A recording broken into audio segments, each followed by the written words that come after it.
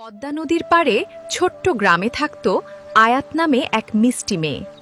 সে খুব কৌতূহলী ও দয়ালু ছিল।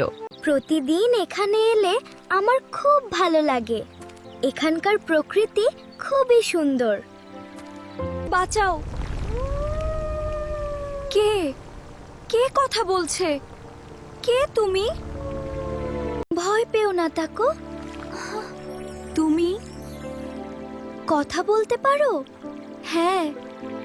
তুমি খুব সাহসী আয়াত। তুমি আমার বন্ধু হবে সব সময়। আয়াত, তুমি কার সাথে কথা বলছো? এই পাখিটা জাদুর পাখি। এই পাখিটা কথা কইতে পারে। কি?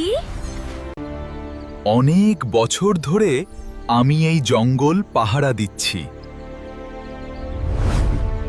পাখিটাকে আমার হাতে দাও। না, কখনো না।